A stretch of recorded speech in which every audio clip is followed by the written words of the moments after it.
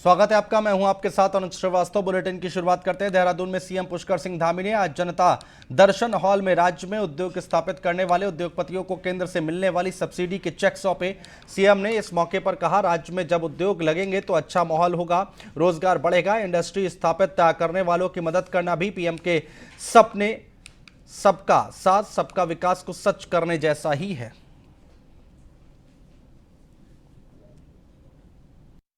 8,000 देखिए, हम लोग क्योंकि माननीय देश के यशस्वी प्रधानमंत्री जी का जो आत्मनिर्भर भारत का जो एक नारा है, ये उनका ध्येय वाक्य है, उसको चरितार्थ करने के लिए इस प्रकार की इंडस्ट्रियां जो इस क्षेत्र में काम कर रही हैं, उन सबको जो है आगे बढ़ाने के लिए, उनको जो है प्रोत्साहन करने के लिए ये योजना हम लोगों ने यहाँ पर भी की है। और यहाँ पर 8,000 करोड़ रुपए के इन्वेस्टमेंट से 60,000 करोड़ रुपए का सीधे उनको जो है वो होने वाला है, बिजनेस होने वाला है। और इसमें 725 लोगों ने पंजीकरण किया है और आज जो है 23 इकाइयों को इसका लाभ मिला है और आगे निकट भविष्य में औरों को भी मिलने वाला है। इससे जो है सीधे सीधे लगभग 60,000 के लगभग लोगों को रोजगार भी मिलने। उत्तराखंड के सीएम पुष्कर सिंह धामी अचानक देहरादून की बिंदाल पुलिस चौकी पहुंच गए और सीएम के निरीक्षण की आला अधिकारियों तक को भनक नहीं थी। मुख्यमंत्री बिंदाल पुलिस चौकी इंचार्ज से मालूमात हासिल करने के बाद वहां रवाना हो गए। सीएम का काफिला चौकी में काफी अंदर तक घुस गया, तब जाकर चौकी इंचार्ज को सीएम के आने का पता चला था। सीएम पुष्कर सिंह धामी पुलिस कार्यप्रणाली में सुधार के लिए लगातार निर्देश देते रहते हैं।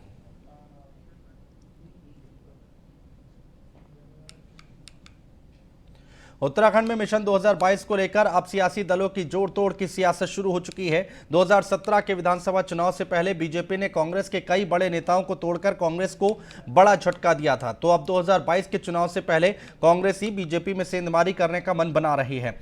तो वहीं आम आदमी पार्टी भी कांग्रेस नेताओं को अपना बनाने में लगी हुई है। उत्तराखंड में कांग्रेस बीजेपी की सरकार को लगातार घेरने में जुटी है, तो वहीं पूर्व मुख्यमंत्री हरीश रावत ने एक बयान देकर आने वाली सियासत की तरफ इशारा कर दिया। हरीश रावत ने कहा कि बीजेपी के कई सीनियर असंतुष्ट लीडर उनके संपर्क में हैं, लेकिन कांग्रेस सोच समझकर फैसला लेगी। अब सवाल ये है कि ये महज सियासी दांव है या हकीकत में कांग्रेस के पाले में कुछ बीजेपी लीडर आ सकते हैं। इस पर कांग्रेस के राज्यसभा सांसद प्रदीप टम्टा कहते हैं कि कांग्रेस जोड़ तोड़ की सियासत में नहीं पड़ती। जोड़ तोड़ कर सरकार बनाना और सरकार गिराना ये बीजेपी की आदत है। बीजेपी इसमें माहिर है। हम तो सिर्फ बीजेपी की नाकामियों को जनता के साथ किए गए उनके द्वारा झूठे वादों को उठाकर 2022 में अपनी सरकार बनाएंगे। लेकिन हाँ, कुछ हमारे लोग जिन्हें अपनी गलती का पछतावा है, वो लोग अगर घर वापसी करना चाहेंगे तो पार्टी विचार करेगी। बहुत से लोग इस बात को कहते हैं, तो उन्होंने साफ साफ कहा है कि भाई जो आना चाहते हैं, लेकिन भाई सबसे पहले तो अपराध जो किया है उस पर माफ़ी मांगे राज्य की जनता से। राज्य की इस राज्य में राजनीतिक अस्थिरता से ही राज्य की विकास अवरुद्ध हुई और एक छोटा सा राज्य है, क्या यहाँ मंत्री पद लोगों की बार्गेनिंग हिसाब से मिलेंगे? तो उसी गुण दोष का जो उन्होंने इशारा किया वो वही बात है। अगर रियली में किसी को पश्चाताप हो रहा है, नहीं, मेरे लिस्ट में ऐसा कोई नहीं है, अब पूर्व मुख्यमंत्री के संज्ञान में होगा, लेकिन बात साफ और स्पष्ट है कि कांग्रेस किसी भी तरह की बार्गेनिंग की इसमें नहीं है।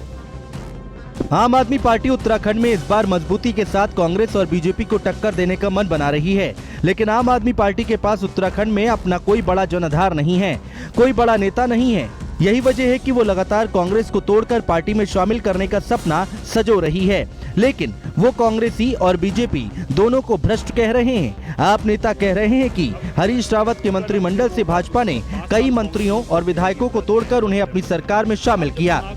अब उसी में से कई लोगों को कांग्रेस दोबारा तोड़ने में लगी है। दोनों एक दूसरे पर भ्रष्टाचार का आरोप लगाते हैं, लेकिन दोनों भ्रष्टाचार में लिप्त हैं। आम आदमी पार्टी अपने मूल्यों के आधार पर ही किसी को अपने साथ जोड़ेगी। सुबोध उनियाल जी का नाम है, काफी नेता है। उसके बाद अब फिर वो वापस, और 5 साल कांग्रेस उनको कोसती रहेगी, भ्रष्ट हैं भ्रष्ट हैं भ्रष्ट हैं। अब जब चुनाव के टाइम फिर वापस वो लोग फिर वापस कांग्रेस में आ जा रहे हैं, फिर भाजपा कहना शुरू कर देगी भ्रष्ट हैं। तो ऐसा क्या सिस्टम है कि जब वो लोग सत्ता में होते हैं तब तक वो भ्रष्ट रहते हैं, और जैसे उनकी पार्टी में शामिल हो जाते हैं तो फिर भ्रष्टाचार का जो दाग है वो धुल जाता है। मुझे लगता है ऐसी वॉशिंग मशीन बना रखी है इन पार्टियों ने कि अगर दूसरी पार्टी से कोई करप्ट व्यक्ति आएगा तो इनकी पार्टी में आते ही वो बिल्कुल गंगा जल का स्नान करके शुद्ध हो जाएगा, और जैसे ही इनकी पार्टी छोड़ेगा तो फिर दोबारा से भ्रष्ट हो जाएगा। जहाँ तक हमारा ये मानना है, हम हमेशा से CCC का फॉर्मूला अपनी पार्टी में हमने रखा हुआ है और वो लगातार रहेगा। कोई भी करप्ट, कम्युनल या क्रिमिनल व्यक्ति आम आदमी पार्टी का हिस्सा कभी भी नहीं होगा। देखिए, हरीश रावत जी मानसिक रूप से विकसित हो चुके हैं, 75 के पार हो गए हैं। वो कब क्या बोलते हैं, कभी वो हमारे मुख्यमंत्री की तारीफ कर देते हैं, कभी किसी मंत्री की तारीफ, कब क्या बोलते हैं उनको कोई गंभीरता से नहीं लेता है। उनकी बात को गंभीरता से नहीं लेना चाहिए। वहीं 4.5 साल में 3 मुख्यमंत्री देने वाली भारतीय जनता पार्टी यूं तो फिलहाल कॉन्फिडेंट नजर आ रही है। वो कह रही है कि भाजपा से ना तो कोई टूटकर जाने वाला है और ना ही भाजपा किसी को अपने खेमे में करने में इंटरेस्टेड है। बीजेपी विकास और सरकार के कामकाज को मुद्दा बनाकर ही 2022 का चुनाव लड़ेगी। देवभूमि में आने वाले विधानसभा चुनाव में जितने वहां के मुद्दों को लेकर चुनाव लड़ा जाएगा, उससे ज्यादा वहां जोड़ तोड़ की सियासत होने के आसार दिखाई दे रहे हैं। कांग्रेस की कैंपेन कमेटी के चेयरमैन हरीश रावत ने एक बयान दिया जिसमें उन्होंने कहा कि बीजेपी के कई सीनियर लीडर उनके संपर्क में हैं, लेकिन समय आने पर फैसला लिया जाएगा। ये बयान साफ तौर पर बताता है कि आने वाले समय में उत्तराखंड की सियासत में जोड़ तोड़ जमकर देखने को मिलेगा, क्योंकि वहां पर अभी नई आई राजनीतिक दल आम आदमी पार्टी भी अपने काडर, अपने संगठन और अपने प्रत्याशियों के लिए कांग्रेस और बीजेपी की ही बाट जो हो रही है। यानी जो कांग्रेस और बीजेपी से असंतुष्ट खेमा होगा या फिर जिन्हें जोड़ तोड़ पाएंगे वो आम आदमी पार्टी बनाएंगे। तो कुल मिलाकर के कांग्रेस बीजेपी को तोड़ने में लगी है तो आम आदमी पार्टी कांग्रेस को तोड़ने में। इस जोड़ तोड़ की सियासत में कौन कितना कामयाब होगा ये तो आने वाला वक्त बताएगा, लेकिन फिलहाल देवभूमि में सियासी घमासान छिड़ने के आसार बनने लगे हैं। वीडियो जर्नलिस्ट लोकेश के साथ Brajesh Srivastava, news one India, Delhi. और देहरादून से खबर आ रही है, मंत्री गणेश जोशी के कार्यक्रम में टला बड़ा हादसा। कार्यक्रम स्थल में टेंट गिरने से मची अफरा तफरी। रक्षाबंधन के मौके पर गढ़ी कैंट में हो रहा था कार्यक्रम। मंत्री गणेश जोशी भी कार्यक्रम में थे मौजूद। किसी के घायल होने की सूचना नहीं है। शर्मा वेंडिंग में हो रहा था कार्यक्रम का आयोजन।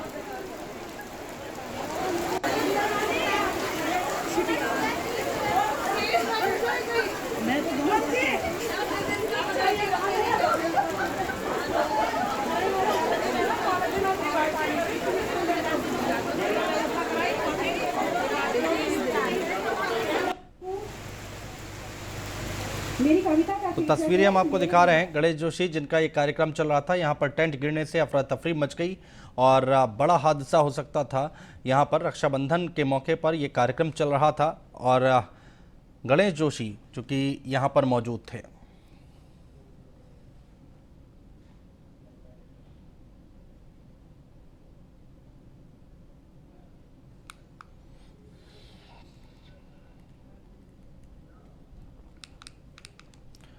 आम आदमी पार्टी ने आप नेता दीपक बाली को काशीपुर विधानसभा क्षेत्र का प्रभारी घोषित किया है। साथ ही उनकी प्रदेश उपाध्यक्ष पद की जिम्मेदारियां भी निरंतर बनी रहेंगी।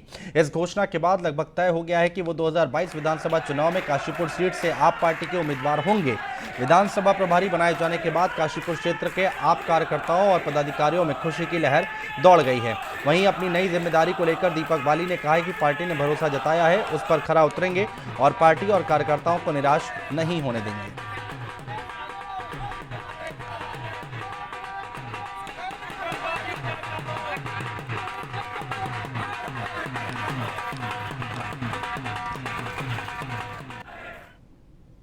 मैं ये तो नहीं कहूँगा कि 10 टिकट क्लियर हो गए या कुछ है। अभी जो पद दिए गए 10 लोगों को, वो विधानसभा के साथ साथ उनको विधानसभा प्रभारी जो बनाया गया है और प्रभारी जो बने हैं वो उसी विधानसभा से आते हैं। इसी से ये अंदाजा लगाया जा रहा है कि शायद ये विधानसभा प्रभारी जो है उनके टिकट क्लियर हो गए हैं। पार्टी ने अपने संगठन को उस विधानसभा में और मजबूती से खड़ा करने के लिए, मजबूती से चलाने के लिए और पार्टी के कार्यक्रम जन जन तक पहुंचाने के लिए ये 10 लोगों को अभी जिम्मेदारी दी है और भविष्य में इसी तरीके से। और उत्तराखंड सरकार ने अक्टूबर तक 100% कोरोना वैक्सीनेशन करने का फैसला किया है, जिसके लिए प्रदेश भर में युद्ध स्तर पर कैंप लगाए जा रहे हैं।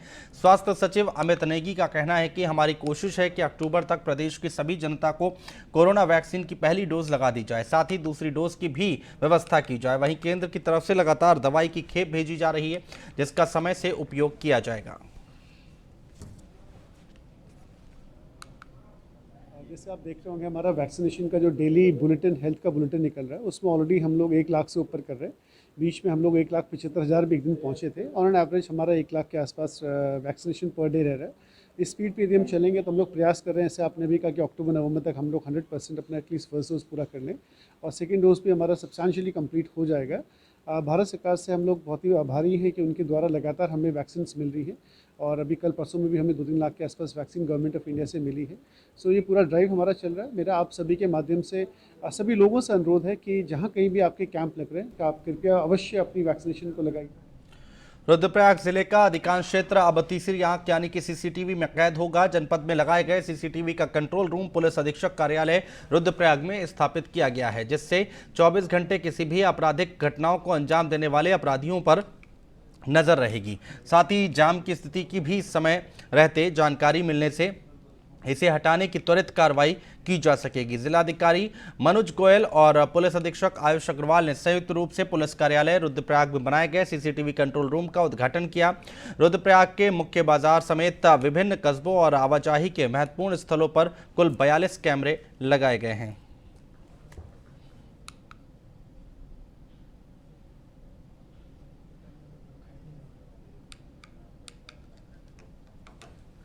पहला है हमारा ट्रैफिक कंट्रोल। जैसा कि आप सभी को पता है कि जब चारधाम यात्रा चलती है तो उस समय काफ़ी ट्रैफिक का दबाव रहता है। तो जब इसका सीसीटीवी लगा दिए गए हैं तो हमारे कंट्रोल रूम से पता चलता रहेगा टाइम टू टाइम कि कहाँ पर ट्रैफिक का दबाव बढ़ रहा है, कहाँ पर बॉटलनेक बन रहा है। तो इसको ट्रैफिक को कंट्रोल करने में हमें काफ़ी मदद मिलेगी। दूसरा, अपराध नियंत्रण। जैसा कि सभी को पता है कि अब रिसेंट टाइम में जो भी अपराध होते हैं काफ़ी सीसीटीवी की मदद से खोले जा रहे हैं, जो वर्कआउट किए जा रहे हैं। तो ऐसे में लोगों में भी, जो अपराधी हैं उनमें भी एक डेटरेंस क्रिएट होता है। उनको पता रहता है कि वो सीसीटीवी की निगरानी में है, तो उससे अपराध कम भी होते हैं। साथ में कोई अपराध हो जाता है तो उसको वर्कआउट करने में भी मदद मिलती है। बताना चाहूँगा कि ये एसपी साहब के निर्देश से न सिर्फ जनपद रुद्रप्रयाग के शहरी क्षेत्र में यहाँ पे, बल्कि मुख्यालय में, बल्कि पूरे जनपद में कुल मिला के 42 कैमरे लगवाए गए हैं। इनके ओर से जैसे ये प्रस्ताव आया तो इतना पॉजिटिव और इतना प्रोडक्टिव ये अप्रोच हमको लगी कि तत्काल इसमें जो है धनराशि रिलीज़ करते हुए और इतनी जल्दी ये काम पूरा भी करवा लिया गया। आज हमारे पास पूरे जनपद को 40 से अधिक कैमरे जो है कवर कर रहे हैं, जहाँ पे अलग अलग मुख्य पॉइंट, चाहे आपका तिलवाड़ा हो, अगस्तमुनि हो और मयाली हो, इस प्रकार से विभिन्न जगहों पे ये कैमरे स्थापित किए गए हैं, जहाँ से पूरा मिनट टू मिनट की सूचना और वहाँ की कवरेज जो है यहाँ पे आ रही है। धर्मनगरी हरिद्वार में उषा ब्रेको कंपनी द्वारा संचालित मनसा देवी उड़न खटोला कोरोना के चलते पिछले 4 महीने से बंद है। तो वहीं उड़न खटोला बंद होने के कारण व्यापारी सड़कों पर उतरे और सांकेतिक रूप से धरने पर बैठकर नारेबाजी भी की। व्यापारियों ने शासन प्रशासन के खिलाफ प्रदर्शन करते हुए जल्द से जल्द उड़न खटोला चलाने की मांग की है। उनका कहना है कि उड़न खटोला बंद होने से हजारों की संख्या में स्थानीय लोग बेरोजगार हो गए हैं और इन लोगों की आजीविका पर खासा असर पड़ रहा है। और फिलहाल हमारे इस बुलेटिन में इतना ही। नमस्कार।